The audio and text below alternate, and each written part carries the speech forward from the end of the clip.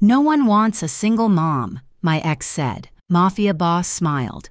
Holding the ring he'd already bought her, the fluorescent lights of the Silver Spoon Diner hummed with a low, electric buzz that seemed to vibrate right through the soles of Grace Marino's worn-out sneakers. It was 11 at night in Ardano Heights, the hour when the city stopped pretending to be polite and settled into a gritty, exhausted rhythm. Outside the plate glass windows, a steady drizzle slicked the asphalt, reflecting the neon red of the diner's sign in puddles that looked like oil spills. Grace adjusted her apron, tucking a stray lock of dark hair behind her ear. She was 29 years old, but tonight she felt 50. Her back arched in a dull, throbbing line along her spine, a souvenir from a double shift that had started before the sun came up. She picked up the coffee pot, the glass carafe heavy in her hand, and moved toward booth 4. The man sitting there, a regular named Mr.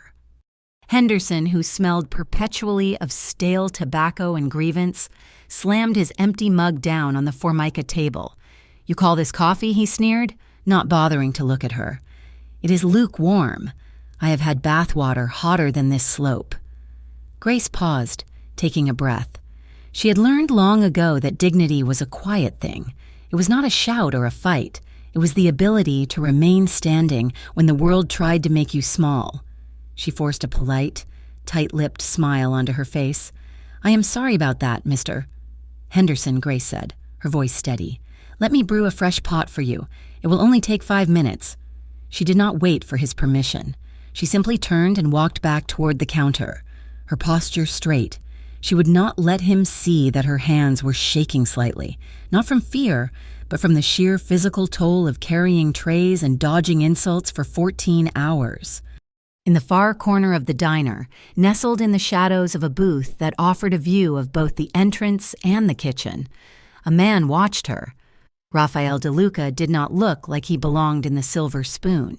He wore a charcoal suit that cost more than the diner made in a month. The fabric tailored perfectly to his broad shoulders. He had not touched the menu. He had ordered a single black coffee 40 minutes ago and had let it go cold while he observed the room with the predatory stillness of a wolf waiting at the edge of a clearing. His dark eyes tracked Grace as she moved behind the counter. He noticed the way she favored her left foot, the faint lines of fatigue around her eyes, and the way she held her head high despite the coarse words of the man in booth 4. Raphael was a man who traded in secrets and leverage. He knew how to read people, how to find the cracks in their armor. But as he watched Grace Marino, he did not see cracks. He saw steel wrapped in velvet. He had been coming here for 3 nights. He told himself it was because the diner was quiet, a neutral territory where he could think without his soldiers hovering over him. But he knew that was a lie. He came because of her. Grace retreated to the break room for 5 minutes while the fresh coffee brewed. She sat on a folding metal chair, the vinyl cold against her legs, and pulled her phone from her apron pocket. The screen was cracked, a spiderweb fracture running through the glass. She ignored it and opened her browser, scrolling through job listings, second shift warehouse associate, overnight stalking, freelance transcription. Her bank account balance hovered in her mind like a dark cloud. Rent was due in 4 days. The electricity bill was overdue. And Lila needed new shoes. Her daughter had tried to hide the hole in the toe of her sneaker with a piece of duct tape. But Grace had seen it. The memory made her chest tighten.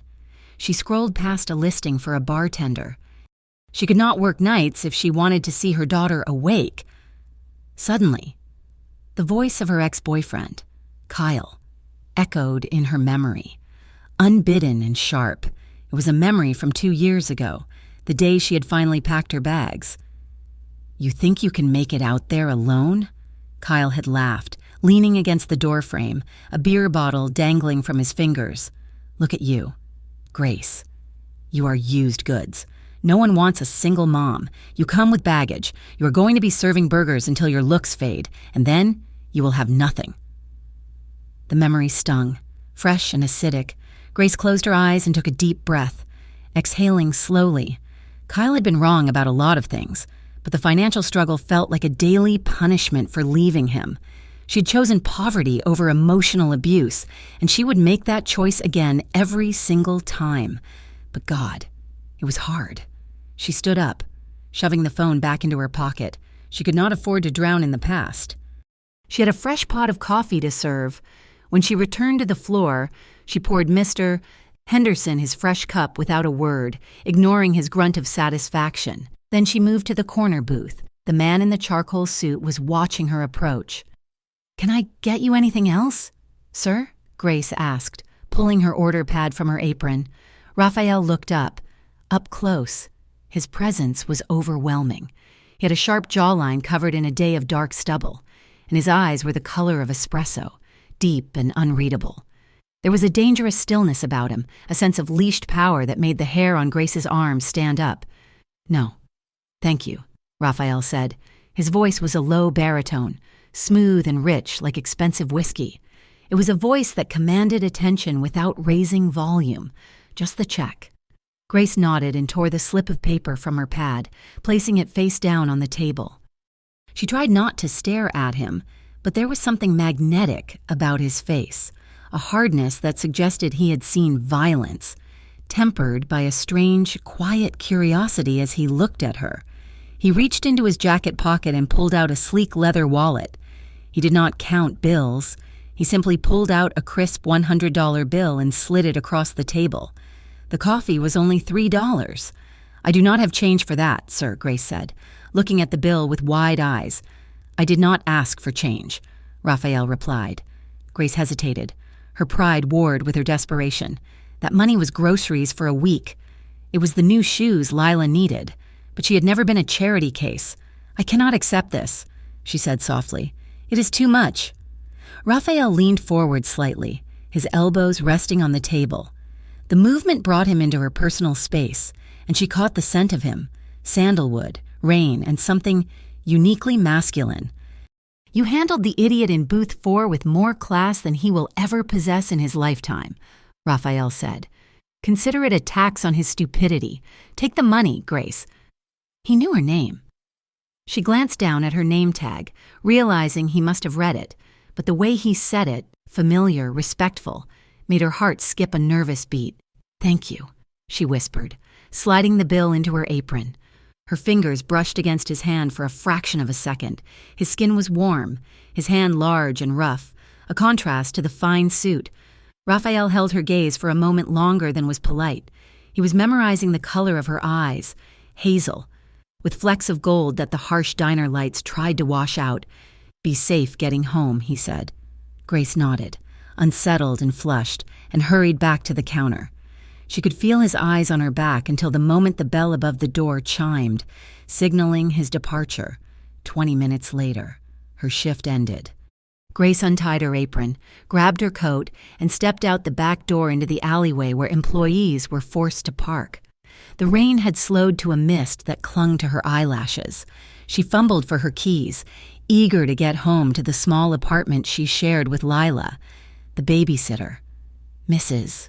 Higgins, charged by the hour, and every minute Grace wasted was another dollar gone. Grace. The voice came from the shadows near the dumpster. Grace froze, her hand gripping her keys like a weapon. Kyle stepped into the circle of amber light cast by the street lamp. He looked disheveled, his jacket wet, his face twisted in a familiar sneer. "Kyle," Grace said, her voice hardening, "what are you doing here? I told you to stop showing up at my work." Kyle laughed, a dry, humorless sound. "I can go where I want. It is a free country. Besides, we need to talk about the custody arrangement." "There is nothing to talk about," Grace said, taking a step toward her car. "The court dates are set." "Talk to my lawyer." "Your lawyer?" Kyle mocked, blocking her path. "You mean that public defender who barely knows your name? Come on, Grace. You are bleeding money. I know you are. Just sign the papers giving me weekends, and I will stop dragging this out." "You do not want weekends," Grace snapped, her maternal instinct flaring hot and fierce. "You just want to pay less support. You have not asked to see Lila in 3 months." Kyle's expression turned ugly. He took a step closer, looming over her. "Don't you dare tell me what I want. You are pushing your luck, Grace. You think you are so high and mighty. But you are nothing without me. Just a waitress with a kid nobody cares about." Grace stood her ground, though her heart hammered against her ribs. "Get out of my way, Kyle." From the shadows of the adjacent building, just beyond the reach of the streetlights, a black sedan idled silently. Inside, Rafael DeLuca watched through the tinted glass. His hand rested on the door handle, his knuckles white. Beside him, his driver, Marco, shifted uneasily. "Boss, do you want me to step in?" Rafael watched Kyle lunge forward and grab Grace's arm. Grace wrenched herself free, shouting something Rafael could not hear through the glass. His jaw tightened until a muscle ticked in his cheek. The urge to get out of the car and tear the man apart with his bare hands was a living thing inside him, a roar of possessive fury that surprised him with its intensity. But Rafael was a general, not a brawler. If he stepped in now, in front of witnesses, with no plan, he would bring his world of violence to her doorstep. He needed to know who this man was. He needed to know everything. "Not yet," Rafael said, his voice deadly quiet. "Outside." Kyle seemed to realize he was causing a scene. He pointed a finger in Grace's face, spat a final curse, and turned to walk away. Grace stood trembling by her car door, watching him go. Rafael watched her unlock her car and slip inside. He waited until her taillights faded around the corner before he spoke again. "Get me his name," Rafael ordered, staring at the spot where Kyle had stood. "I want to know where he lives, where he works, and every debt he owes. I want to know what he eats for breakfast." "Consider it done," Marco said, putting the car in gear. Rafael leaned back into the leather seat. The image of Grace's defiant face burned into his mind. She was fighting a war all by herself. She had no idea that the cavalry had just arrived. Grace drove home on autopilot, her hands gripping the steering wheel so tightly her fingers ached. The encounter with Kyle had rattled her more than she wanted to admit. His aggression was escalating. She could handle the insults, but the way he had grabbed her arm, that was new. Or rather, it was old behavior resurfacing. She parked her rusting sedan in front of her apartment complex, a brick building that had seen better days. She ran up the 3 flights of stairs, desperate for the safety of her own lock and key. Mrs. Higgins was dozing on the couch when Grace entered. The older woman woke up with a start, smiling kindly. "She went down easy tonight, dear Mrs."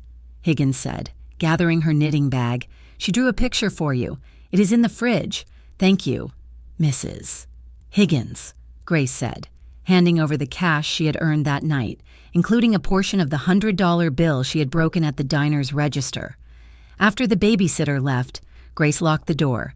Deadbolt and chain, she went into the small bedroom she shared with her daughter. Lila was curled up under a pink duvet, her dark curls splayed across the pillow.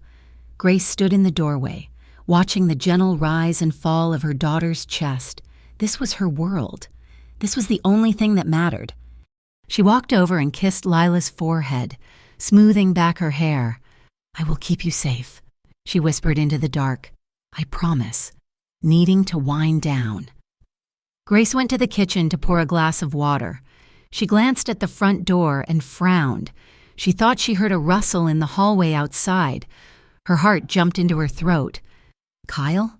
Had he followed her? She moved silently to the door and peered through the peephole. The hallway was empty. The flickering overhead light cast long, dancing shadows, but there was no one there. Summoning her courage, she unlocked the deadbolt and cracked the door open. Just an inch. There was no one. But on the welcome mat, sitting stark and innocent against the dirty floor, was a small bouquet. It was not a garish arrangement of red roses. It was a simple, elegant cluster of white camellias tied with a silver ribbon. There was no card. Grace picked them up, her hands trembling. She looked left and right down the hallway, but the silence was absolute. She brought the flowers inside and locked the door again, leaning her back against the wood. She brought the blooms to her nose. They smelled faint and sweet, a clean scent that cut through the staleness of the apartment building. Fear pricked at the back of her neck. Was this Kyle playing games? No. Kyle would send dead roses or a threatening note. Kyle did not know what a camellia was. Then who? Her mind flashed back to the man in the diner, the charcoal suit, the dark, intelligent eyes. Raphael. She walked to the kitchen and found a chipped glass to use as a vase. She placed the flowers on the small table, staring at them. A part of her knew she should be terrified. A stranger knew where she lived. A man she had spoken to for less than 2 minutes had followed her, or had someone follow her. It was an invasion of privacy. It was dangerous. But as she touched the soft white petal of the camellia, another feeling rose up, one she hadn't felt in years. It wasn't fear. It was a strange, warm flutter in her chest, for the first time in a long time. Someone had seen her. Not as a waitress, not as a single mom, not as a punching bag. Someone had seen her, and they had thought she deserved something beautiful. Grace turned off the kitchen light, leaving the flowers glowing softly in the dark. She went to bed, uncertain if she should call the police or dream of the man with the deep voice. But for tonight, the scent of camellias pulled her into a restless sleep. The following evening, the rain had stopped, but the humidity hung heavy over Ardano Heights, turning the air thick and cloying. Grace tied her apron tighter around her waist, trying to ignore the exhaustion that had settled deep in her bones. The shift had been brutal, a revolving door of demanding customers and spilled drinks. But every time the bell above the door chimed, her eyes darted involuntarily to the corner booth. He was there. Raphael DeLuca had returned at exactly 9 o'clock. He sat in the same spot, wearing a navy suit this time, the dark fabric absorbing the harsh diner light. He had a newspaper spread open on the table, but he wasn't reading it. He was watching her. Grace approached his table with the coffee pot, her heart performing a traitorous rhythm against her ribs. She poured the dark liquid into his mug, her hand steady despite the flutter in her stomach. "Good evening," she said. Keeping her voice professional, "Good evening, Grace," Raphael replied. He didn't thank her for the coffee. Instead, he folded the newspaper and set it aside. "You look tired." "I work for a living," she said, a little sharper than she intended. She softened her tone immediately. "It has been a long day." He studied her face, his gaze dissecting her defenses with unnerving precision. 6-year-olds have a lot of energy. It must be difficult to keep up with her after a double shift, especially when she is outgrowing her clothes so quickly. Grace froze, the coffee pot hovering in midair. She set it down slowly on the table, her blood running cold. She'd never mentioned Lila's age to him.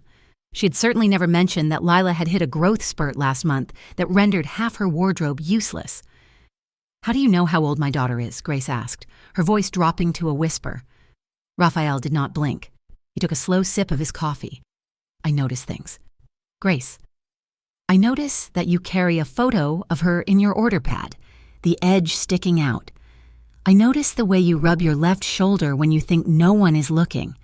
And I notice that you are a woman who carries the weight of the world without asking for anyone to help lift it." The explanation was plausible, but it didn't settle the unease prickling at the back of her neck. He was too observant, too intense. And yet, beneath the suspicion, there was a treacherous warmth spreading through her chest. No one had paid this much attention to her in years. Kyle had never noticed when she was tired or in pain. He had only noticed when dinner wasn't on the table. "Who are you?" she asked. Raphael reached into the inner pocket of his suit jacket. He produced a small, heavy card made of thick, cream-colored stock. He slid it across the Formica table. "I am a man who wants to ensure you have options," he said cryptically. "Keep that, just in case." Grace picked up the card. It was simple. Raphael DeLuca, import-export. There was a phone number, but no address, no email. She slipped it into her pocket, her fingers brushing the textured paper. "I have to get back to work," she said, retreating to the safety of the counter. But for the rest of the night, the card felt heavy in her pocket, like a stone or a promise. When her shift finally ended at 2 in the morning, the diner was empty. Grace clocked out and pushed through the back doors, stepping into the cool night air. She exhaled a long breath, rolling her neck to relieve the tension. Grace. The voice was not the smooth baritone of Raphael DeLuca. It was the grating, entitled Whine of Kyle. Grace spun around. Kyle was leaning against the brick wall of the alley, his arms crossed over his chest. He looked worse than he had the night before. His eyes were bloodshot, and he smelled faintly of cheap beer. "I told you to leave me alone," Grace said, gripping her purse strap. "I am not doing this with you." "Kyle." "Oh, we are doing this," Kyle snapped, pushing off the wall. "I got a letter from the state today. They are garnishing my wages for child support.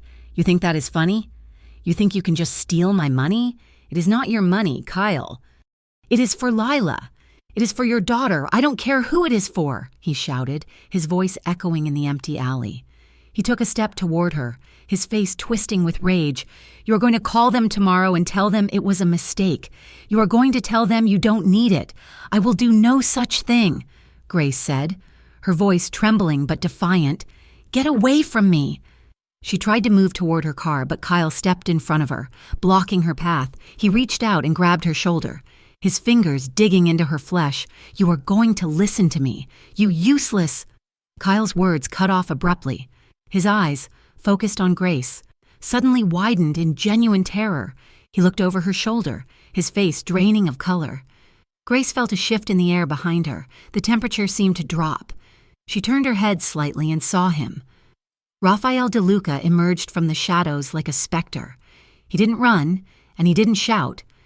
He walked with a terrifyingly slow, deliberate pace. He wasn't wearing a suit jacket now.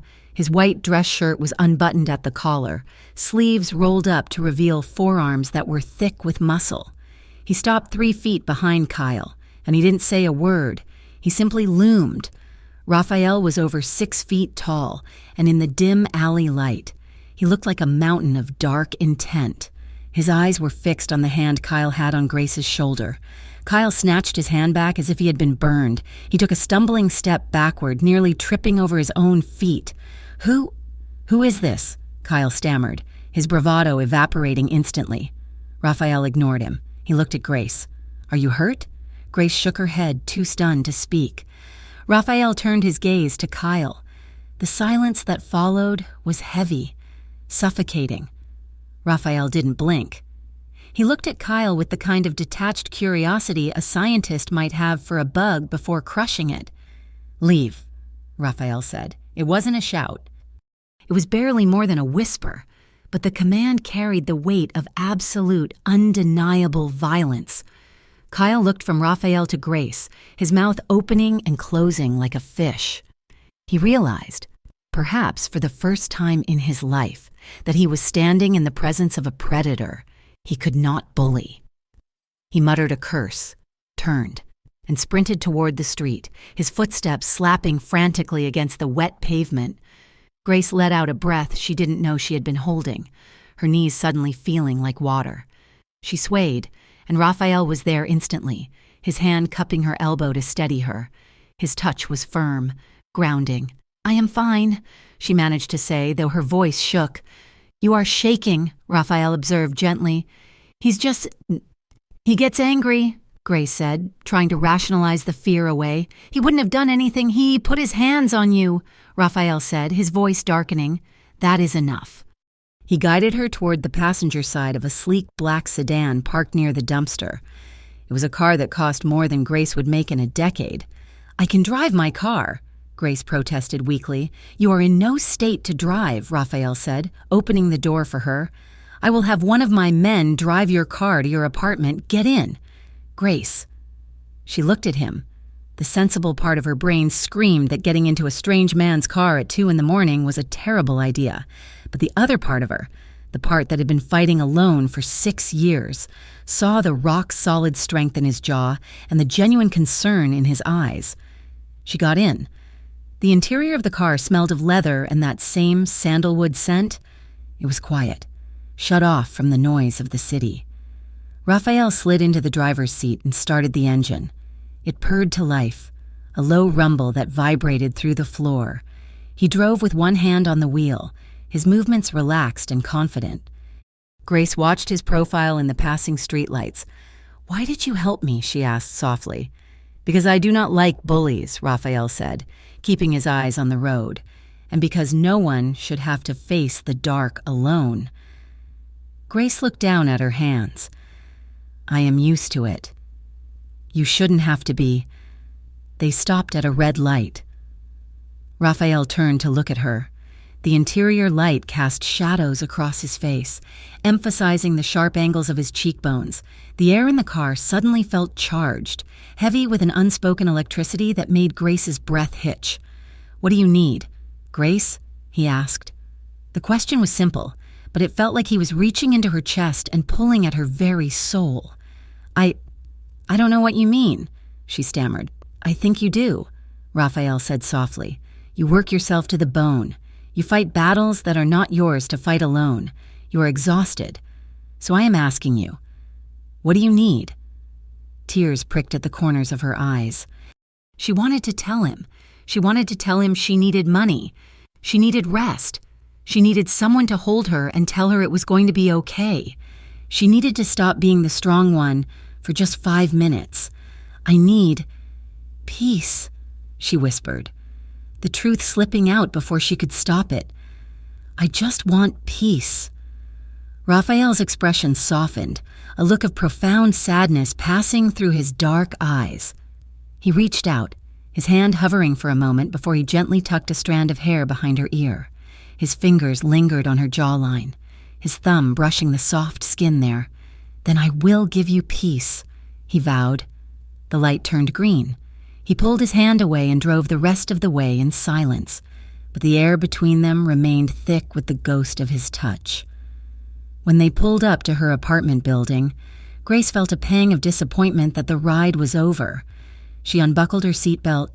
Thank you, she said, for everything. I will walk you up, Raphael said. Grace didn't argue. They walked up the 3 flights of stairs, the sound of their footsteps echoing in the stairwell. When they reached her door, Grace fumbled for her keys. She inserted the key into the lock, but it stuck. She jiggled it, frustrated. It does this sometimes, she muttered, embarrassed. You have to lift and twist at the same time. Here, Raphael said. Let me. He took the keys from her gently. He examined the lock, his brow furrowed. He didn't force it. He applied a precise amount of pressure, lifting the handle, and the bolt clicked open smoothly. The mechanism is misaligned, he said. He opened the door for her. Inside. The apartment was dark and quiet. Grace stepped in, turning back to face him. He stood in the hallway, respecting the threshold. Do you have a screwdriver? He asked. What? A screwdriver, Philip's head. Grace blinked. Yes, in the kitchen drawer. She retrieved it. Raphael took off his suit jacket, handing it to her. She held the expensive fabric, stunned by the intimacy of the moment. He rolled up his sleeves further and knelt before the door. Grace watched him work. There was something incredibly distracting about seeing a man like him, powerful, wealthy, dangerous, kneeling on her dirty hallway carpet, fixing a $10 lock, his forearms flexed as he turned the screws. He was efficient, competent. There, he said after a few minutes. He stood up, wiping his hands on his pants. Try it now. Grace closed the door and locked it. The deadbolt slid home with a satisfying, solid thunk. She unlocked it and opened the door. It was perfect. Thank you, she said, breathless. You didn't have to do that. A broken lock is a useless thing, Raphael said, taking his jacket back from her. And you need to be safe. He looked past her, into the shadowed apartment. Sleep well, Grace. Lock the door behind me. He waited until she did. She heard his footsteps fade down the hallway before she finally let herself breathe. That night, Grace couldn't sleep. She sat at her small kitchen table with her laptop, the business card Raphael had given her sitting next to the keyboard. She typed his name into the search bar, Raphael DeLuca. The results flooded the screen. DeLuca family linked to waterfront construction deals, alleged mob boss questions and racketeering case, charges dropped, the shadow of Ardano Heights, the DeLuca empire. Grace read article after article. Words like crime syndicate, ruthless, and untouchable appeared repeatedly. The photos showed him in court, wearing the same expensive suits, his face a mask of indifference. He was a criminal, a dangerous man, a man who commanded soldiers. She should have been terrified. She was a mother. She had a 6-year-old daughter to protect. Associating with a man like this was madness. But then she looked at the front door. The lock that had been broken for 6 months was fixed. The flowers on the table were still fresh, and the memory of Kyle's terrified face in the alley brought a grim satisfaction she couldn't deny. He was a monster. Perhaps. But for one night, he had been her monster. The next morning, sunlight streamed through the thin curtains. Grace woke up groggy, the events of the previous night feeling like a fever dream. She walked into the kitchen to find Lila already awake, sitting at the table with her crayons. "Morning." "Baby," Grace said, kissing the top of her curly head. "What are you drawing?" Lila held up a piece of construction paper. It was a drawing of their apartment building, a stick figure, Grace, and a stick figure, Lila. And standing next to the door, taller than everyone else, was a figure colored in black crayon. "Who is that?" Grace asked, pointing to the tall figure. "That is the nice man," Lila said matter-of-factly. Grace's heart stopped. "You saw him?" Lila nodded, grabbing a purple crayon. "Last night, I woke up for water. He was fixing the door, and he smiled at me. And he smiled at you?" "Yes." He has a deep voice. "He told me to go back to sleep and that he was fixing the castle gate." Grace stared at the drawing. The castle gate. Raphael had seen her daughter, spoken to her, and instead of waking Grace or scaring the child, he had played along with a fairy tale. Grace looked at the business card again. The fear she had felt the night before while reading the articles began to recede, replaced by a confusing, overwhelming sense of longing. 2 days passed. Grace didn't see Raphael at the diner. She told herself it was for the best. She told herself she needed to focus on reality, not fantasies about mafia saviors, but reality had other plans. On Wednesday afternoon, Grace was walking home from the grocery store, her arms laden with bags. As she turned the corner onto her street, she froze. Kyle was there. But he wasn't alone. He was standing with 2 other men, rough-looking types with tattoos on their necks and cigarettes dangling from their lips. They were leaning against a car parked directly across from her apartment entrance. Kyle saw her. He pointed. The 2 men looked at her, their expressions predatory. They didn't move toward her, but the message was clear. Kyle had brought backup. He was escalating the war. Grace backed away, ducking into the doorway of a laundromat. Her heart hammered against her ribs like a trapped bird. She couldn't go home. She couldn't bring those men near Lila. Her hands shook so badly she dropped a bag of apples, the red fruit rolling across the dirty floor. She ignored them. She fumbled for her phone, her fingers slipping on the screen. She pulled the cream-colored card from her pocket. She dialed the number. It rang once. "Grace?" His voice was immediate, sharp and alert. He knew it was her. "Raphael," she whispered, her voice cracking. "He's back, and he brought friends." "Where are you?" Raphael asked. The calm in his voice was instant, a cold steel wall against her panic. "I am at the laundromat on 4th and Main. They are outside my apartment. I can't go home. Lila is at school. I have to pick her up in an hour. Stay there," Raphael commanded. "Do not move. Do not go outside. I am coming." Grace slid down the wall to the floor, clutching the phone to her ear even after the line went dead, holding on to the promise of his voice, like it was the only solid thing left in her world. The black SUV pulled up to the curb in front of the laundromat with the precision of a weapon being holstered. Grace was on her feet before the car had even come to a complete stop. She threw herself into the back seat, the heavy door ceiling shut behind her with a reassuring thud that cut off the noise of the city. Raphael was in the driver's seat. He did not look at her immediately. His eyes were scanning the mirrors, checking the street, assessing the threat level. "Are you hurt?" he asked, his voice tight. "No," Grace breathed, her hands trembling in her lap. "Just scared. They were waiting for me. Raphael, Kyle brought people. He will not touch you," Raphael said, pulling the car into traffic. He navigated the busy streets of Ardano Heights with an aggressive grace, cutting through lanes to put distance between them and her apartment. "We are getting Lila. Now." The drive to the elementary school was a blur of gray pavement and heart-stopping anxiety. Grace kept expecting to see Kyle's car in the rearview mirror, but there was only the steady, silent presence of Raphael. When they arrived at the school, Raphael waited in the car while Grace ran inside. Minutes later, she emerged holding the hand of a confused but happy Lila, her bright pink backpack bouncing against her spine. "Where are we going, Mommy?" Lila asked as she climbed into the back seat. "Is this a nice man's car?" "Yes." "Baby," Grace said, forcing a smile that felt brittle on her face. "We are going on a little adventure." Raphael looked in the rearview mirror, catching Lila's eye. "Hello, little one. Do you like tall buildings?" Lila nodded shyly. "Good," Raphael said, "because we are going to the top of one." They did not go to a hotel. They drove to the affluent district of Silver Lake, where glass towers pierced the clouds. Raphael drove into a private underground garage, swiped a key card, and parked in a spot marked Reserved. He led them to a private elevator that had no buttons, only a panel for his handprint.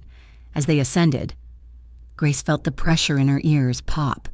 She looked at Raphael, standing rigid in the corner of the elevator. He looked like a statue carved from worry and resolve. "This is a property held under a trust," Raphael explained quietly as the doors slid open. "No one knows I own it. Not even most of my family. You are safe here." Grace stepped out and gasped. The penthouse was not just an apartment, it was a sanctuary of glass and stone. The living room was vast, with floor-to-ceiling windows that offered a panoramic view of the city skyline, now twinkling in the early twilight. The floors were polished concrete, warmed by plush, cream-colored rugs. It smelled of lemon oil and expensive leather. "It is too much," Grace whispered, clutching Lila's hand. "Raphael, we cannot stay here. I cannot pay for this." "We are not discussing money," Raphael said, his tone leaving no room for argument. He knelt down to Lila's level. "Lila, would you like to see your room?" Lila looked up at Grace for permission. Grace nodded, stunned. Raphael led them down a hallway to a door at the end. He pushed it open. Grace had expected a guest room, something cold, sterile, perhaps with a stiff bed and white sheets. What she saw made her hand fly to her mouth. The room had been transformed. A soft lavender rug covered the floor. The bed was piled high with pillows in shades of pink and yellow. On the small bookshelf, there was a row of brand-new children's books, and in the corner, a dollhouse stood waiting. "You did this?" Grace asked, her voice trembling. "When?" "I made a call yesterday," Raphael admitted, standing straight again. "I had a feeling things with your ex might escalate. I wanted to be prepared." Lila squealed with delight and ran toward the dollhouse. Grace stood in the doorway, tears pricking her eyes. It was not the luxury that broke her defenses. It was the thoughtfulness. He had not just secured a safe house, he had built a home for her child. "Thank you," she whispered. Raphael looked at her, his dark eyes softening. "Make yourself at home, Grace. I am going to start dinner." Grace blinked. "You cook?" "My mother was a traditional Italian woman," Raphael said, a faint smile touching his lips. "If I did not learn to make sauce, she would have disowned me. Go." "Relax." An hour later, the smell of garlic, basil, and roasting tomatoes filled the penthouse, chasing away the sterile scent of the air conditioning. Grace sat at the kitchen island, watching Raphael work. He had discarded his suit jacket and rolled the sleeves of his white dress shirt up to his elbows. His hands, usually so still and dangerous, moved with practiced rhythm as he chopped parsley. There was something deeply intimate about watching him. He wasn't the mafia boss now. He was a man making sure they were fed. It was a domesticity Grace had never experienced, even when she was with Kyle. Kyle had expected to be served. Raphael served. Lila sat at the table, swinging her legs and coloring in a new book Raphael had provided. She looked completely at ease. Grace took a sip of the red wine Raphael had poured for her. "Why are you doing this?" she asked again, her voice low so Lila wouldn't hear. "This is not just about a broken lock or a rude customer anymore. You have moved us into your home.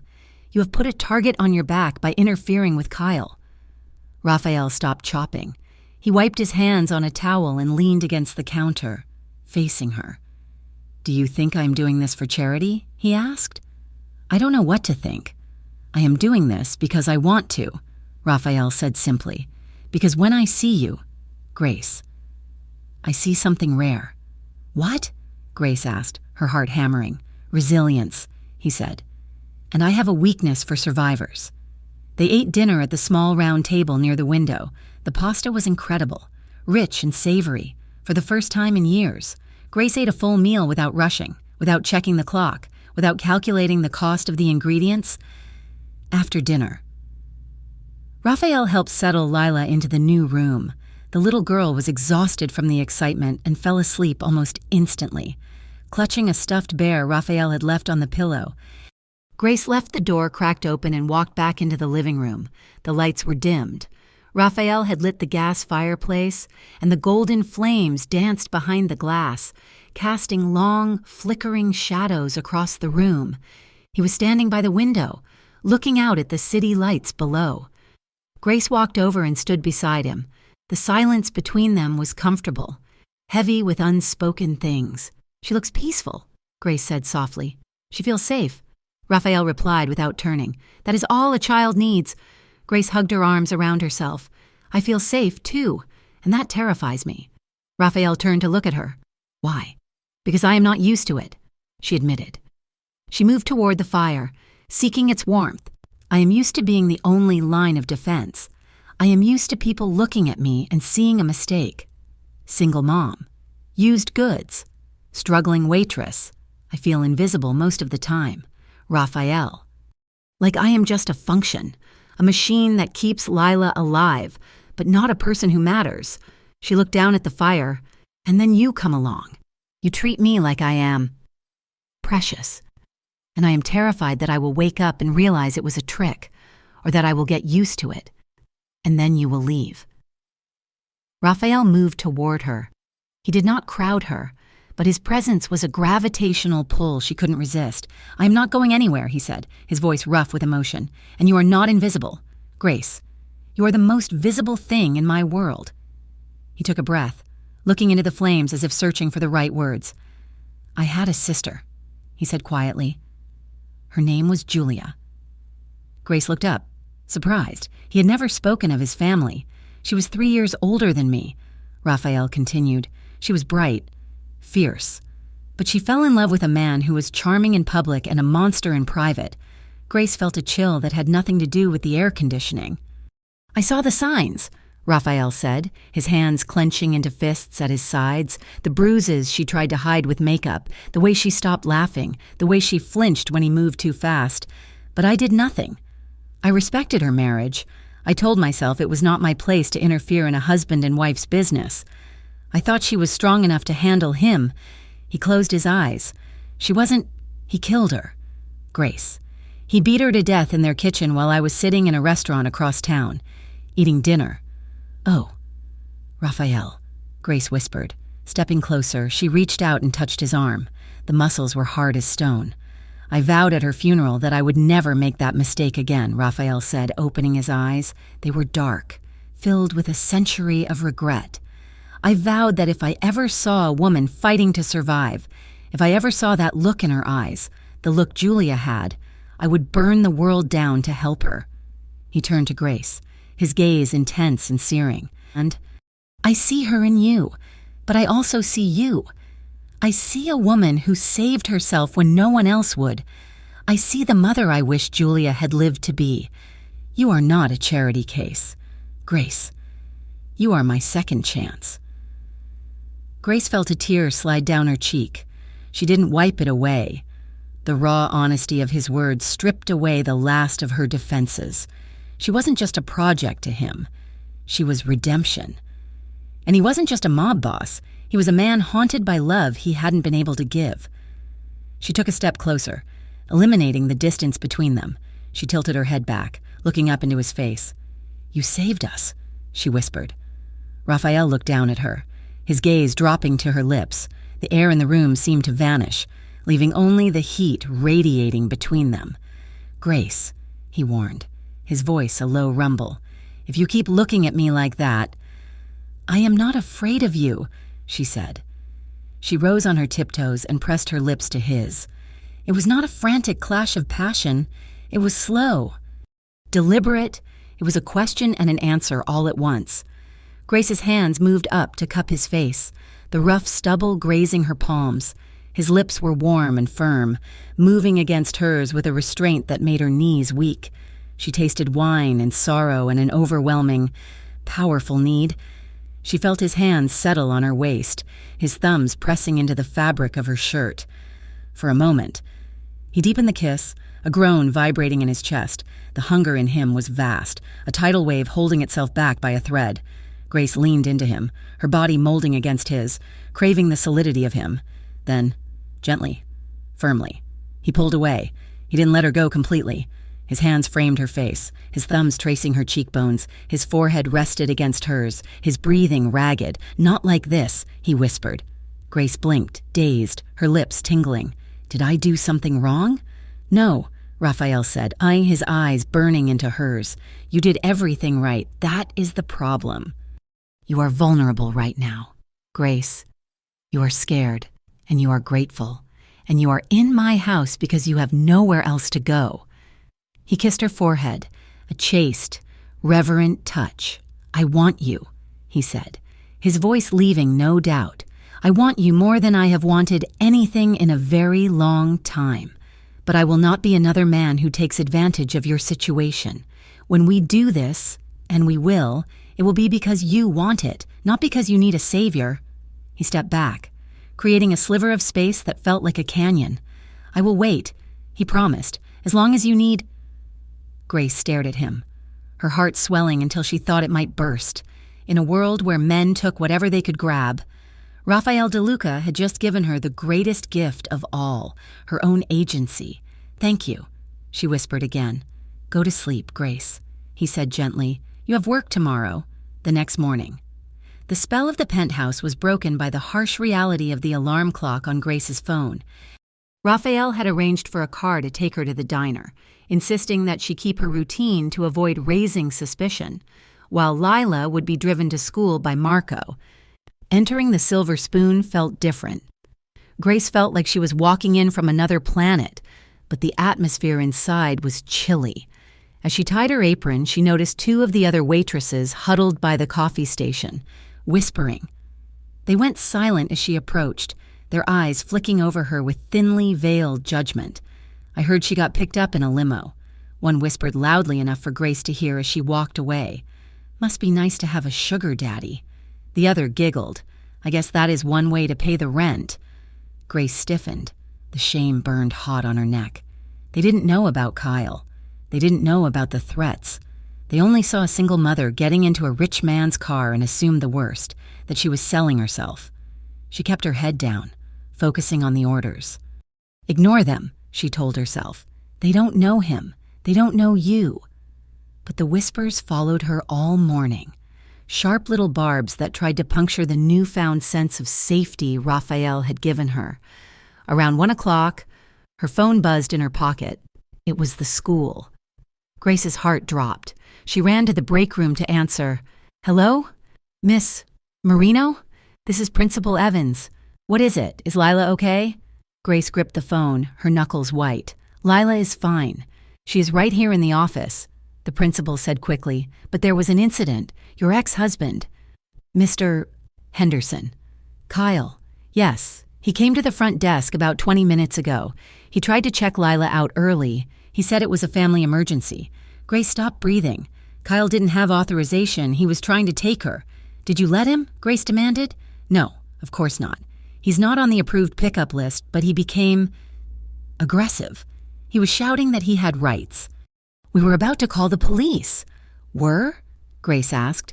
"Well, that is the strange part," the principal said, and sounding perplexed. "Two men in suits came into the office. They didn't say who they were, but they approached Mr. Henderson. They spoke to him very quietly. I couldn't hear what was said, but Mr. Henderson turned white as a sheet. He left immediately. The two men are still outside, standing by the gate. They said they were private security hired by the family?" Grace let out a ragged sob of relief. "Raphael, he hadn't just dropped Lila off. He had left a guard." "Yes," Grace said, her voice shaking. "They are with me." Please, Mrs. Evans, do not let Lila out of your sight until I get there. I won't. The principal promised. Grace hung up and leaned against the cold metal lockers. She was trembling. Kyle had tried to snatch Lila. If Raphael's men hadn't been there, she didn't want to think about it. She didn't realize she was crying until she saw her reflection in the small mirror on the locker door. But they weren't just tears of fear, they were tears of realization. Raphael had promised she wasn't alone. He had promised he handled problems miles away, in the back office of an import warehouse. Raphael's phone buzzed. He answered it on the first ring. It was handled. Boss. Marco's voice came through the line. Kyle tried to pull the girl out of class. We stepped in. Did he make a scene? Raphael asked. Staring at the paperwork on his desk without seeing it, he tried.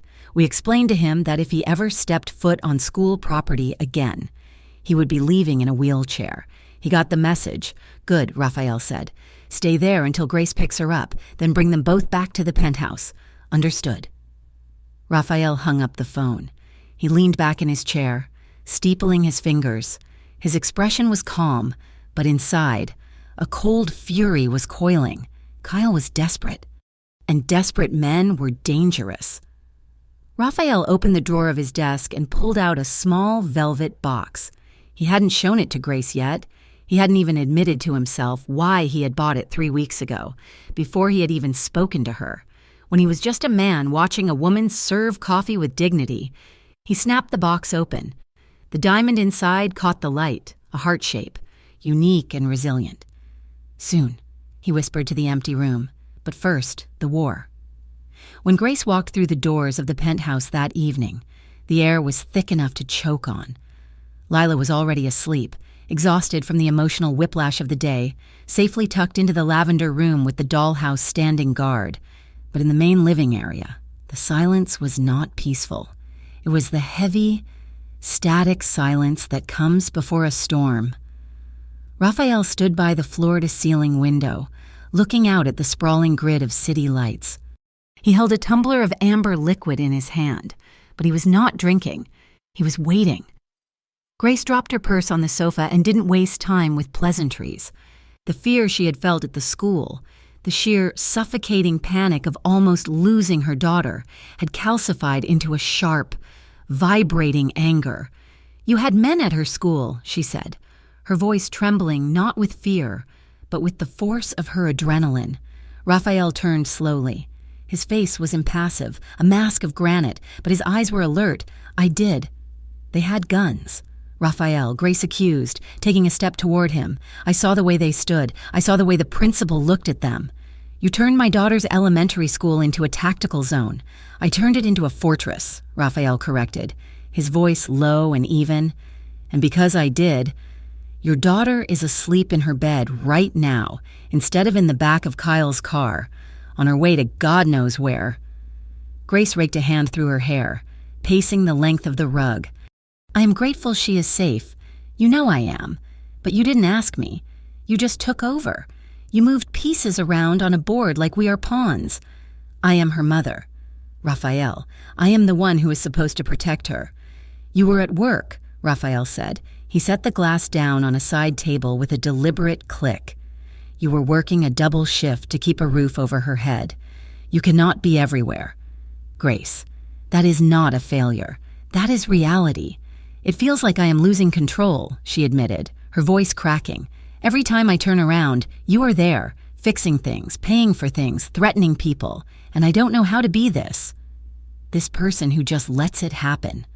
I have spent 6 years fighting the world with my bare hands. I don't know how to put them down. Raphael crossed the room in 3 long strides. He stopped right in front of her, close enough that she could feel the heat radiating from his chest. Then don't put them down, he said fiercely. Fight me, if you have to. Yell at me. Hate me for my methods, but do not ask me to apologize for keeping you and that little girl safe. I will not do it. Grace looked up at him, her chest heaving. She wanted to argue. She wanted to tell him that he had no right to care this much. No right to step into the wreckage of her life and start rebuilding the foundation without a permit. But as she looked into his dark, intense eyes, she saw the truth beneath the armor. He was terrified, too. He was terrified of failing them. The anger drained out of her, leaving a raw, aching need in its place. She realized suddenly that she wasn't fighting him because she wanted him to stop. She was fighting him because she was terrified of how much she wanted him to stay. "You are an arrogant man." "Rafael De Luca," she whispered. "I have been called worse," he murmured, his gaze dropping to her mouth. The air between them shifted, the tension snapping from hostility to something electric and overwhelming. Grace looked at his hands, hands that had fixed her door, cooked her dinner, and signaled men to protect her child. She didn't want to fight anymore. She was tired of the cold. She reached out and grabbed the lapels of his shirt, bunching the expensive fabric in her fists. "Then stop talking," she said. She pulled him down to her. This time, she didn't wait for him to lead. She pressed her lips to his with a desperation that matched the fire in his eyes. It wasn't a tentative exploration like their first kiss. This was a claim. It was a collision of two lonely souls who had finally found their match. Rafael made a low sound in his throat, a growl of surrender. His arms wrapped around her waist, lifting her effortlessly against him. He walked them backward until her legs hit the edge of the plush sofa, and they sank down together, a tangle of limbs and urgent whispers. The world outside the glass windows ceased to exist. There was only the friction of skin, the scent of sandalwood and rain, and the taste of him. Grace felt a lifetime of touch starvation breaking open inside her. Every place his hands touched, her waist, her back, the nape of her neck, felt like it was waking up from a long, cold sleep. Rafael was reverent but demanding. He kissed her as if he were trying to memorize the shape of her soul with his mouth. When his hands moved under her shirt to rest on the warm skin of her stomach, Grace instinctively flinched, her muscles tightening. She tried to pull away slightly, shame flaring hot and bright. "Don't," she whispered, her hand covering his to stop him. Rafael pulled back, his breathing ragged. He looked down at her, his eyes searching her face. "What is it? Did I hurt you?" "No," Grace said, turning her face away. "It is just... I am not perfect there. I have marks. From Lila." She waited for him to pull away, to lose interest. Kyle had always made a face, had made her feel like her body was ruined, evidence of a burden he didn't want. Rafael moved her hand away gently. He pushed her shirt up slowly, exposing the soft curve of her stomach. The silver lines of stretch marks traced the skin, fading scars of a pregnancy she had carried alone. Grace closed her eyes, bracing for the rejection. Instead, she felt the warmth of his lips pressing against her skin. She gasped, her eyes flying open. Rafael was kissing the marks. He traced the lines with his thumb, his touch feather light, before pressing a devout kiss to the center of her stomach. "Beautiful," he murmured against her skin. Grace's breath hitched. "No, they are ugly. They are scars. They are victory marks," Rafael said, looking up at her with a ferocity that stole her breath. "You grew a life, Grace. You carried her. These marks are the map of your strength. Do not ever apologize for them, not to me, not to anyone." He kissed her again, right over the scars, and something inside Grace shattered. The last wall she had built around her heart crumbled into dust. She wrapped her arms around his neck, pulling him back up to her, burying her face in his shoulder as tears pricked her eyes. Not tears of sadness, but of profound, overwhelming relief. He made love to her then, on the sofa in the dim light of the city, with a tenderness that unmade her.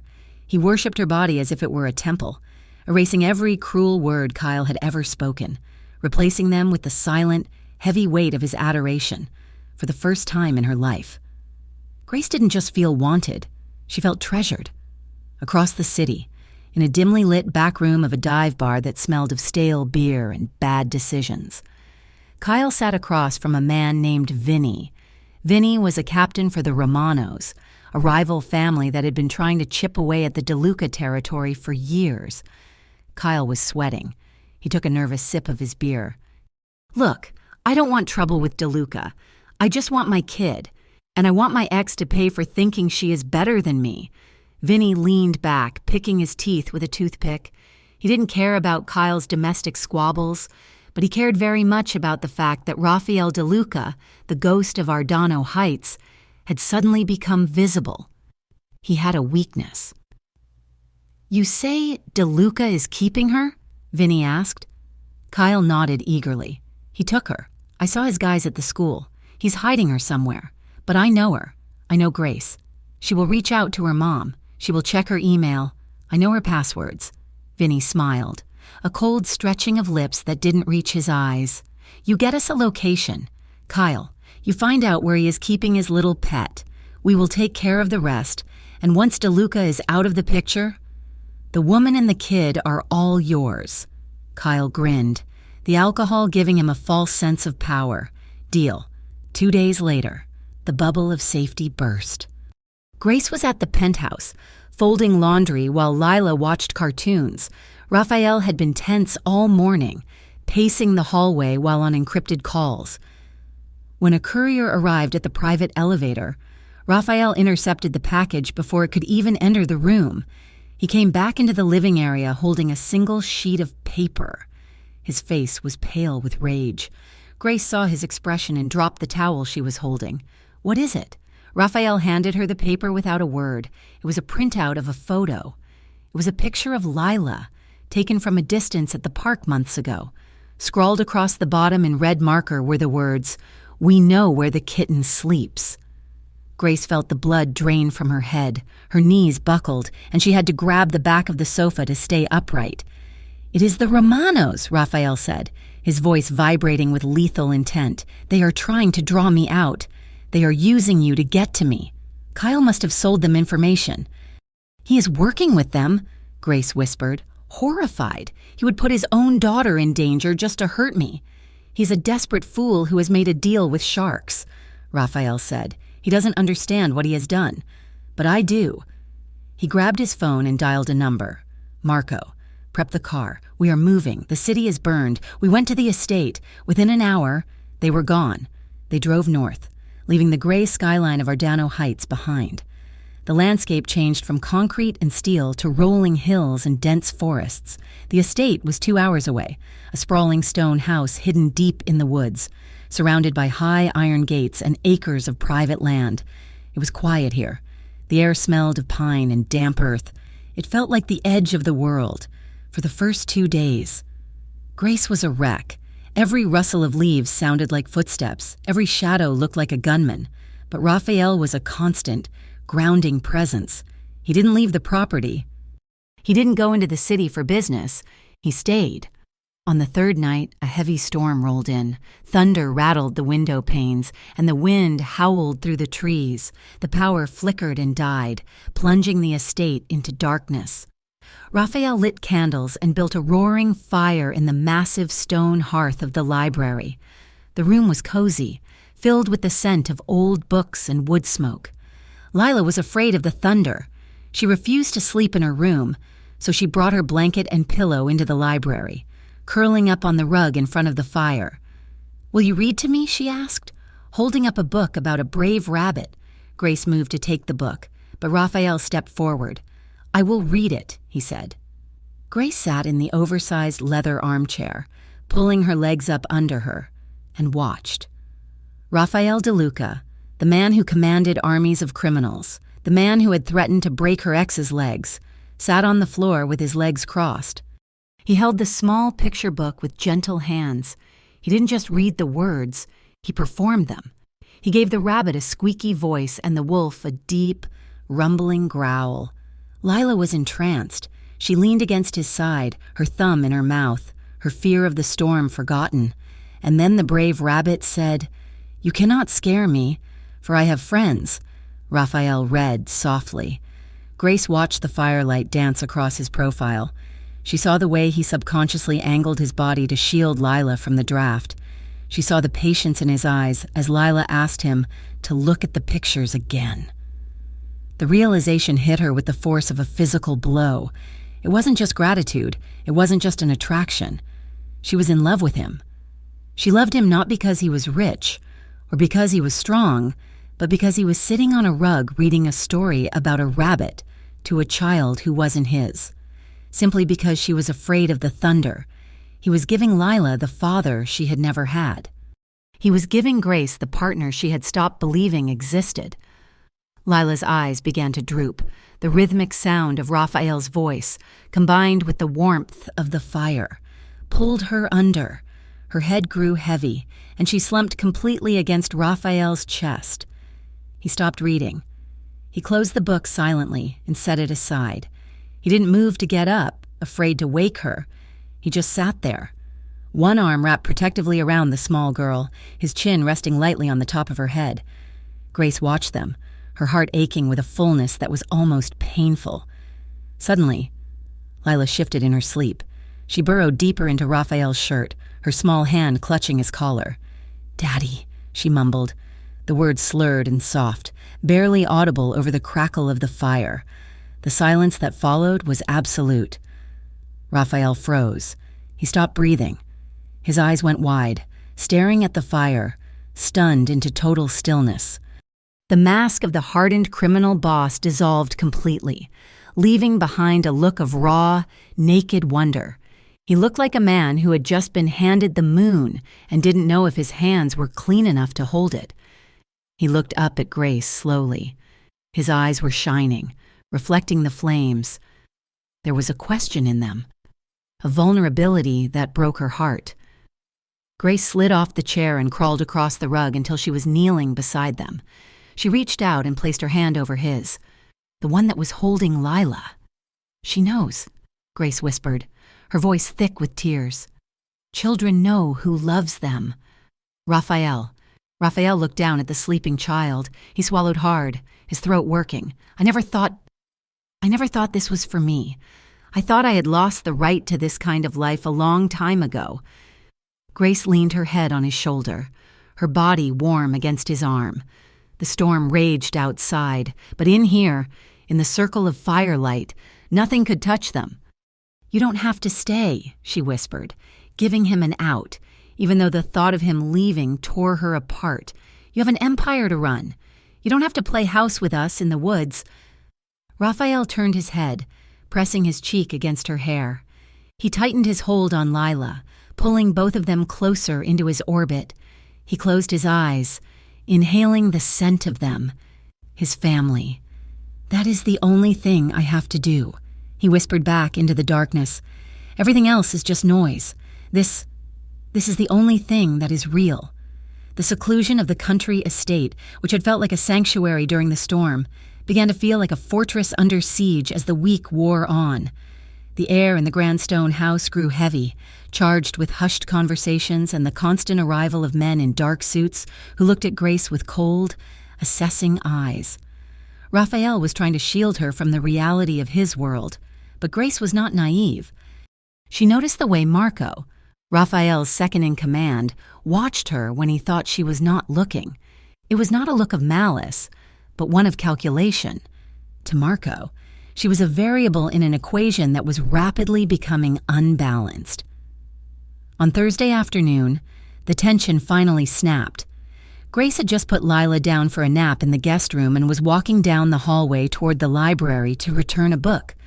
The heavy oak doors were slightly ajar, and voices drifted out into the corridor. "She is a weakness. Raphael." Marco's voice was sharp, lacking its usual deference. "The Romanos know it. They are not just circling. They are preparing to strike. They see a soft underbelly where there used to be only iron." Grace froze, her hand hovering over the door handle. "Let them come," Raphael replied. His voice was low, vibrating with a dangerous calm that Grace recognized. "I will bury anyone who steps onto this property." "That is not the point," Marco argued, his frustration evident. "You are distracted. You are spending your days reading fairy tales and fixing breakfast while our shipments are being held up at the docks. The other families are sensing blood in the water. They think you have gone soft. They think you are ready to be toppled because you are too busy playing house." "Enough," Raphael snapped. The sound of a glass slamming down onto a desk echoed through the hallway. "No, it is not enough," Marco pressed. "You need to cut ties, send her away, set her up in a house in another state, give her money, give her whatever she wants, but get her out of your life. As long as she is here, she is a target, and as long as she is a target, You are compromised." Grace pressed her back against the wall, her breath hitching in her throat. Every insecurity she had fought to suppress came rushing back. She was the liability. She was the reason his empire was shaking. "She is not a weakness." "Marco," Raphael said. The silence that followed was heavy. "She is my future." Grace closed her eyes, a tear slipping down her cheek. Hearing him say it, claiming her as his future, should have made her sore. Instead, it shattered her heart, because she knew Marco was right. Raphael would burn his world down to protect her, and she loved him too much to let him hold the match. She quietly retreated down the hallway, her decision solidifying with every step. She could not be the reason he fell. If she stayed, the Romanos would use her to destroy him. If she left, he could return to being the untouchable ghost he needed to be to survive. She moved with the efficiency of a woman who had spent her life preparing for the floor to drop out from under her. She packed 2 small bags. She woke Lila gently, telling her they were going on another adventure, a secret one. She called a local taxi service, giving them the address of the main road at the end of the long driveway, knowing the gate code from watching Raphael enter it. She left a letter on the pillow of the bed they had shared. It was 3 sentences long, written with a shaking hand. "I love you enough to save you from myself. Please do not come after us. Be safe." The taxi ride to the train station was a blur of gray trees and rain-slicked roads. The station was an old, hollow building that smelled of damp wool and diesel. It was nearly deserted in the late afternoon. Grace bought 2 tickets to a city 3 states away, paying in cash she had saved from the tips Raphael had insisted she keep. They sat on a wooden bench near the platform. The air was cold. Lila huddled into Grace's side, sensing her mother's distress. "Are we going back to our old house?" Lila asked quietly. "No, baby," Grace whispered, smoothing Lila's hair. "We're going somewhere new." The sound of the approaching train vibrated through the concrete platform. The whistle blew, a lonely, mournful sound that echoed off the metal beams. Grace stood up, grabbing their bags. She felt like she was walking to her own execution.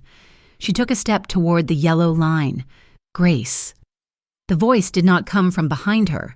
It came from everywhere, encompassing the entire station. She froze. She looked up.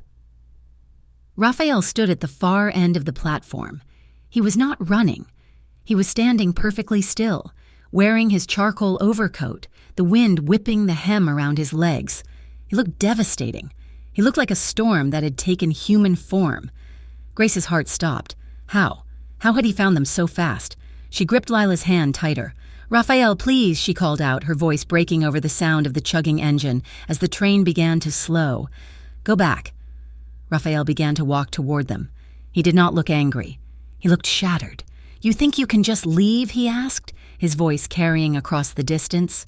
"You think you can decide for me what I am willing to lose? I am doing this for you," Grace shouted, tears finally spilling over. "I heard Marco. I am a weakness. They are going to use me to hurt you. I won't let them destroy you, Raphael. I won't be the reason you lose everything."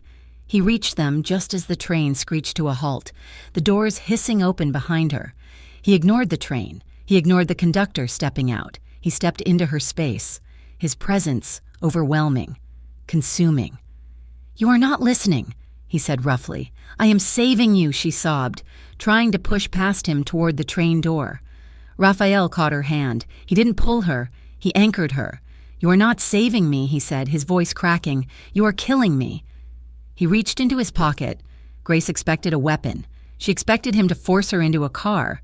Instead, he pulled out a small, black velvet box. He flipped it open with his thumb. Inside sat a ring that made the gray station light look dull in comparison. It was a heart-shaped diamond, flawless and brilliant, flanked by 2 smaller bands intertwined with the main setting. Grace gasped, her hand flying to her mouth. "I bought this 3 weeks ago," Raphael said, his eyes burning into hers, "before the Romanos, before the threats, before I even admitted to myself that I could not breathe without you." He took the ring out of the box. He did not ask. He simply held it up, a talisman against the chaos. You are not running anymore. Grace, he vowed, you are not a waitress. You are not a single mom fighting the world alone. You are ours. You belong to me, and I belong to you. And if the world wants to come for us, let them come. We will face them together. Grace looked at the ring, then at his face.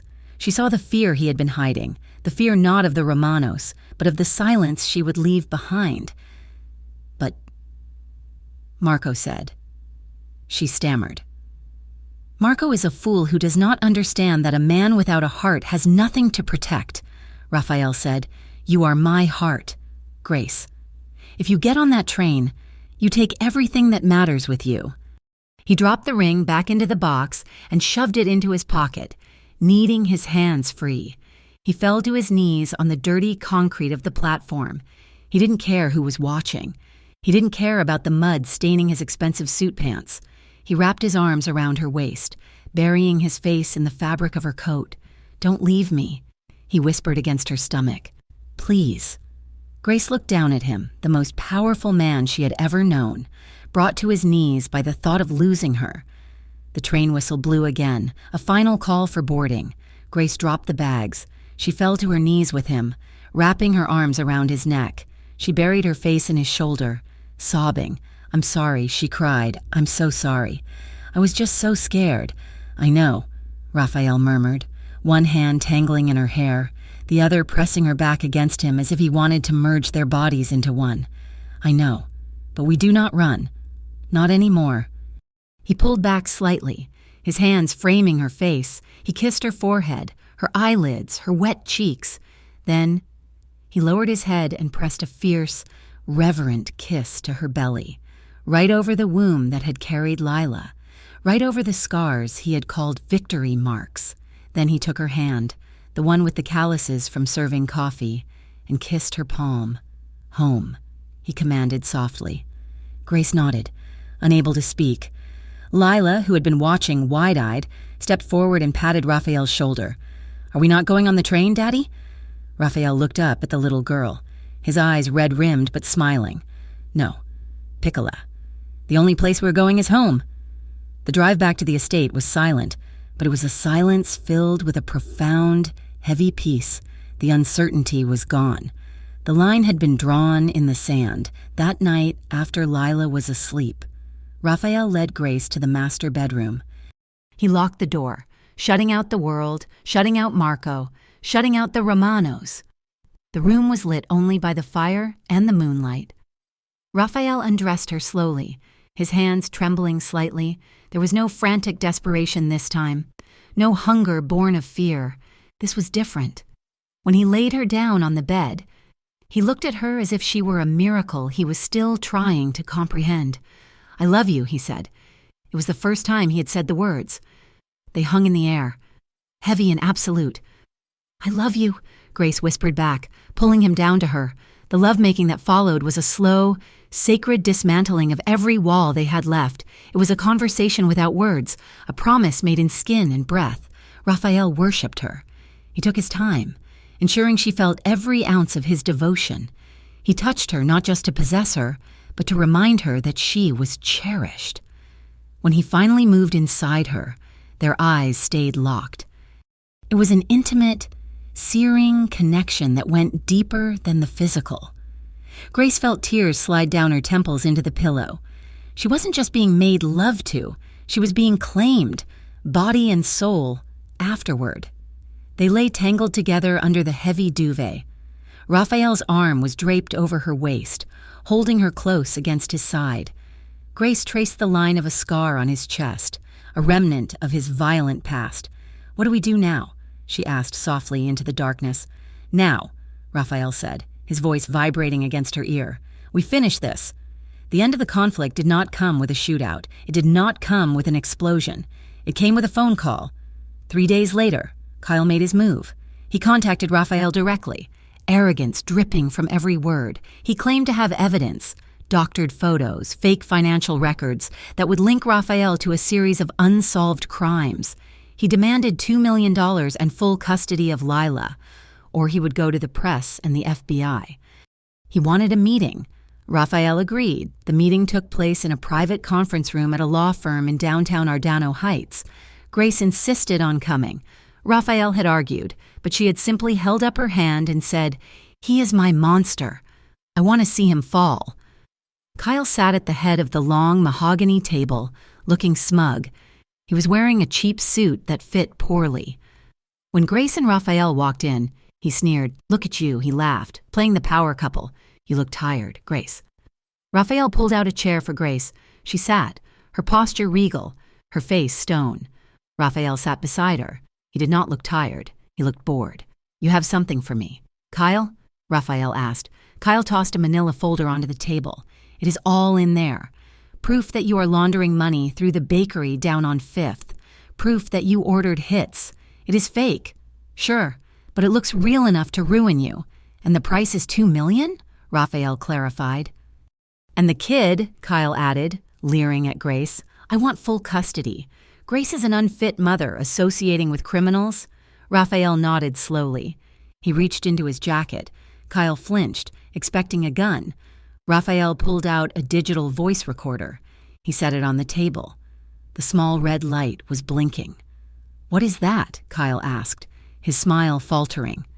"That," Raphael said calmly, "is a recording of you admitting that the evidence is fake and that you are attempting to extort me." Kyle laughed nervously. "That is inadmissible. You recorded me without consent, actually," Raphael said, leaning forward, his voice dropping to a silky, terrifying whisper. "This room is wired for video and audio by the Federal Bureau of Investigation. As part of a plea deal regarding the Romano family's encroachment into legitimate labor unions, I have agreed to help them root out corruption. And you, Kyle, you are the corruption." Kyle's face went gray. "What?" The door to the conference room opened.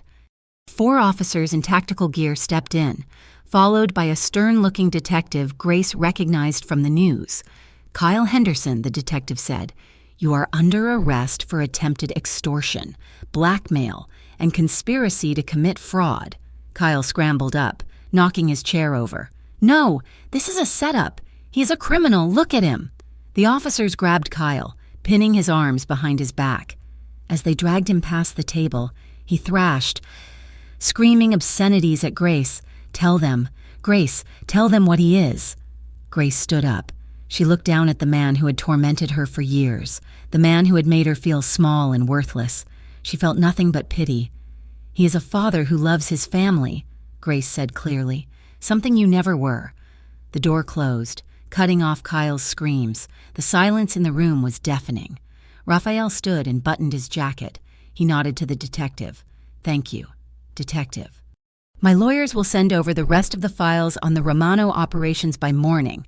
The detective nodded. "You kept your word. DeLuca, we will keep ours. The harassment charges against your fiancé will be added to Henderson's file." Raphael offered his arm to Grace. "Ready?" Grace took his arm. She was trembling, the adrenaline crashing out of her system. "I can't believe you called the police. You, the mafia boss."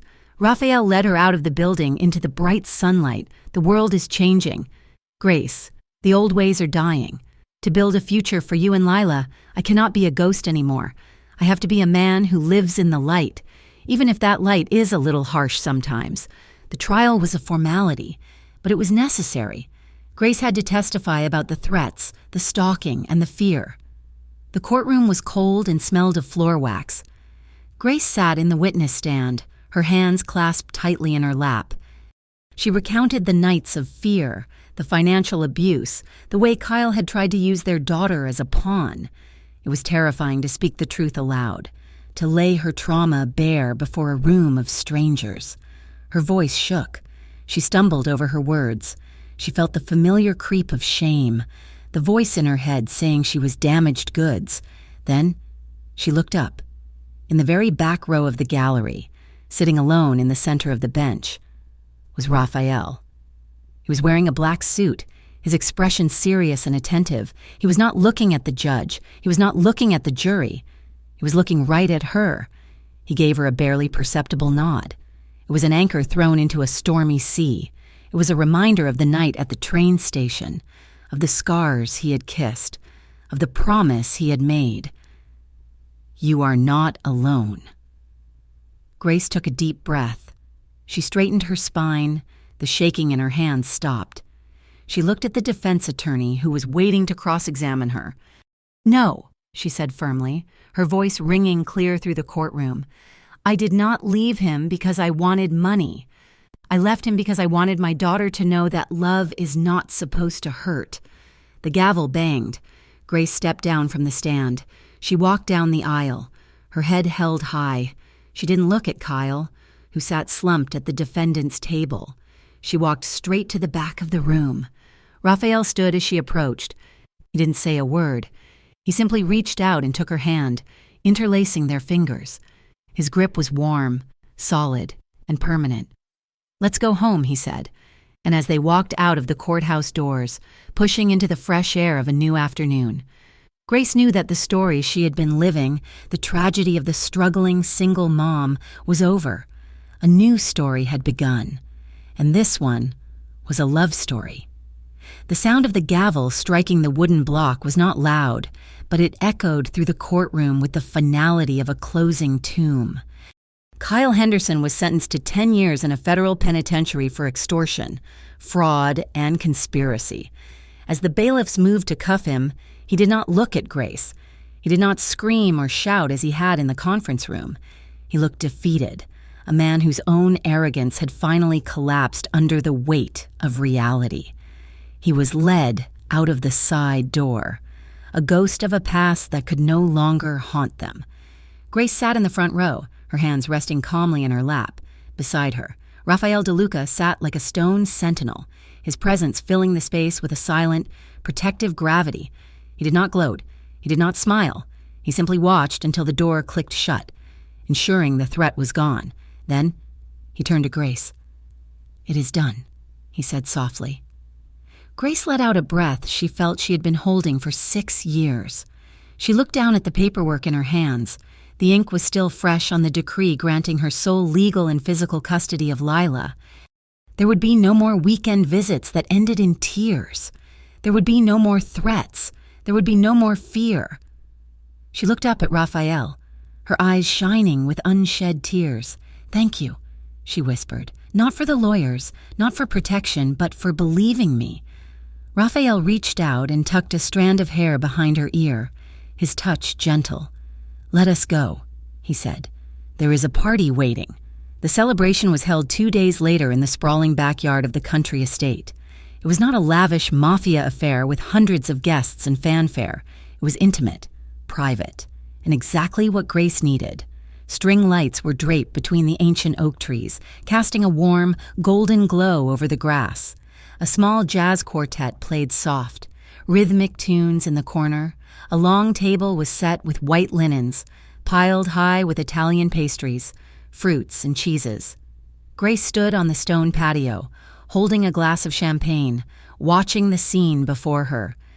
Marco was there, looking uncharacteristically relaxed without his tie, laughing at something one of the other guards said.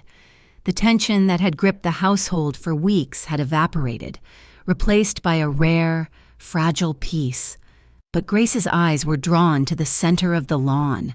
Lila was wearing a new yellow dress that spun out when she twirled. She was laughing, a sound that rang like a silver bell in the evening air, and she was not dancing alone. Raphael was dancing with her, the man who controlled the criminal underworld of Ardano Heights. The man whose name made grown men stutter in fear was moving slowly across the grass. Lila was standing on his feet, her small hands gripping his wrists for balance as he guided her through a clumsy, beautiful waltz. Raphael was looking down at the child with an expression of absolute adoration. He whispered something to her, and Lila threw her head back and giggled, burying her face in his pant leg.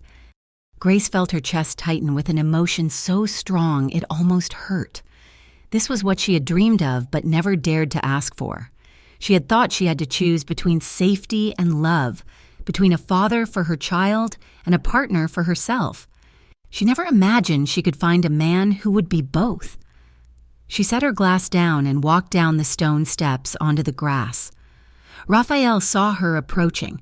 He slowed his movements but did not stop swaying with Lila. His eyes locked onto Grace's, dark and simmering with a heat that made her knees weak, even from 10 feet away. "May I cut in?" Grace asked, her voice husky. Lila looked up, beaming. "Mommy, look, I am tall, I see that, baby." Grace smiled. "You are dancing beautifully. But I think the gentleman owes me a turn." Lila hopped off Raphael's feet, still holding his hand. "Okay, but then it is my turn again." "Deal," Raphael said seriously. Lila ran off toward the dessert table where Marco was guarding the cannoli. Raphael watched her go, ensuring she was safe, before turning his full attention back to Grace. He did not take a traditional dance frame. He stepped into her space, wrapping his arms around her waist and pulling her flush against him. Grace wrapped her arms around his neck, inhaling the scent of sandalwood and night air that always clung to him. "You look happy," Raphael murmured, swaying her gently to the music. "I am," Grace admitted, resting her head on his shoulder. "It feels strange. Quiet. You will get used to the quiet," he promised. "It is what you deserve." They danced in silence for a few moments, the music washing over them. Grace closed her eyes, letting the world narrow down to the steady beat of his heart against her chest. Grace. She opened her eyes. Raphael had stopped moving. The music was still playing, and the guests were still chatting in the distance. But Raphael had pulled back slightly. His expression was intense, searching. "Come with me," he said. He took her hand and led her away from the party, down a winding stone path that led to a secluded rose garden at the edge of the property. The noise of the celebration faded, replaced by the chirping of crickets and the rustle of leaves. The garden was illuminated by soft ground lights that cast long shadows against the blooming rose bushes.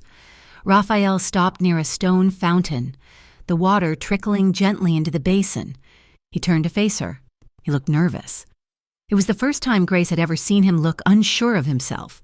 His hand went to the pocket of his jacket. "Grace," he started, his voice rough. "When I first saw you in that diner, I told myself I was just looking for a cup of coffee. I told myself I was just observing, but that was a lie." Grace stepped closer, her heart beginning to pound. "Raphael, I was looking for you," he said. "I had been looking for you my whole life. I just didn't know your name yet." He took a deep breath, his thumb brushing over her knuckles. "Your ex, he told you that you were broken. He told you that you were baggage." Grace flinched at the memory, the old words still carrying a phantom sting. "He said no one would want you," Raphael continued, his voice dropping to a fierce whisper. "He said no man would want a single mom." Raphael released her hand and took a step back. Slowly, deliberately, he lowered himself to one knee on the stone path. Grace gasped, her hands flying to her mouth. Raphael looked up at her, his eyes shining with a vulnerability that stripped him bare. "He was a fool," Raphael said, "because the moment I saw you, I knew I would never want anyone else." He reached into his pocket and pulled out a small, velvet box. He opened it. Grace stopped breathing. The ring was unlike anything she had ever seen. In the center sat a flawless, heart-shaped diamond that caught the garden light and fractured it into 1,000 rainbows. But it was the setting that made tears spill from her eyes. The band was not a single circle of gold. It was 2 delicate bands, intertwined and inseparable, wrapping around the finger to hold the diamond in place. "I had it custom made," Raphael explained, his voice thick with emotion. "One band is for you, the other is for Lila. Because I am not just asking you to be my wife, Grace. I am asking to be your family. I am asking for the privilege of protecting both of you, providing for both of you, and loving both of you until the last breath leaves my body." Grace looked from the ring to the man kneeling before her, the man who had fixed her lock, the man who had read bedtime stories in a thunderstorm, the man who had burned his world down to build a fortress for her daughter. "Yes," she choked out, the word barely a whisper.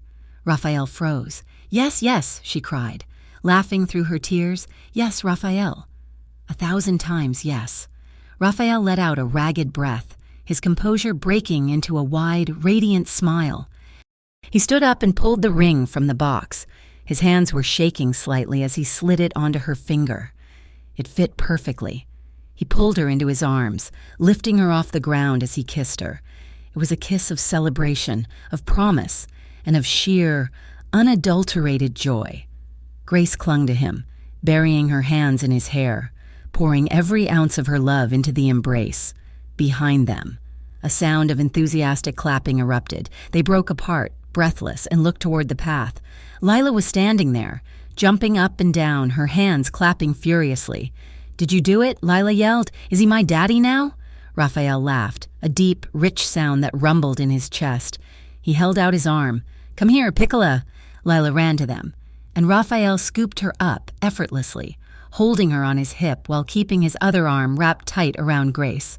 "Yes," Raphael said, kissing Lila's cheek. "I am your daddy now. For always." Lila cheered and threw her arms around his neck. Grace leaned her head on his shoulder, looking at the two people she loved most in the world, under the garden lights, with the scent of roses in the air. She knew the war was finally over. They had won. 6 months later. The bell above the door of the Golden Crumb chimed cheerfully as a customer walked out with a box of pastries. Grace wiped her hands on her apron, a pristine white one this time, embroidered with her name, and smiled at the empty shop. The bakery was located on a sunny corner of Fifth Avenue, a dream she had buried years ago under bills and survival. Now, the display cases were filled with cannoli, fresh bread, and the intricate cakes she had always wanted to bake. The air smelled of yeast and vanilla, a scent of comfort and success. It was funded by Raphael. Yes, but the money was clean.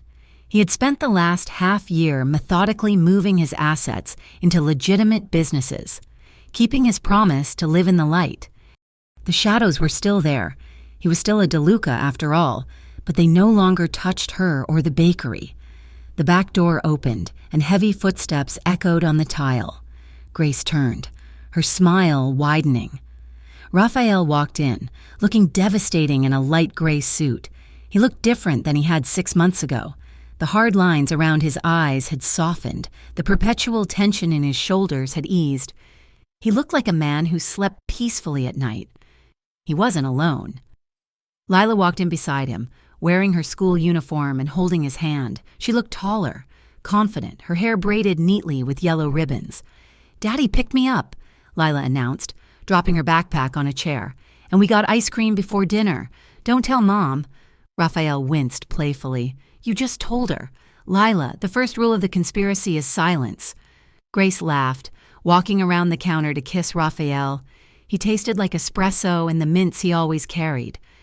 "I will let it slide this time," she said, smoothing the lapel of his jacket. "How was the meeting?" "Boring," Raphael said, his eyes crinkling at the corners. "The construction business is lucrative, but the meetings are endless. I would rather be here.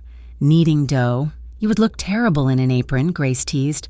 "I think I would make it look dangerous," he countered, stealing a kiss. Lila ran behind the counter. "Can I have a cookie?" "The chocolate one." "Just one," Grace said. "Dinner is in an hour." Raphael watched Lila grab the cookie with a triumphant grin. He leaned back against the counter, crossing his arms, watching his wife and daughter in the space they had built together. "Ready to go home?" he asked. Grace looked around the bakery one last time. She turned off the display lights and untied her apron. Always. The drive back to the estate was peaceful. The sun was setting, painting the sky in streaks of purple and orange. When they arrived, the house was warm and welcoming. There were no guards visible at the gate anymore, just a sophisticated security system and a quiet understanding in the neighborhood that the DeLuca residence was not to be disturbed. Later that evening, after dinner and homework, the house settled into a comfortable silence. Lila was playing on the rug in the living room, building a tower of blocks. Raphael sat in the armchair, reading a book, but his eyes kept drifting to the little girl. Grace stood by the large bay window, looking out at the quiet street.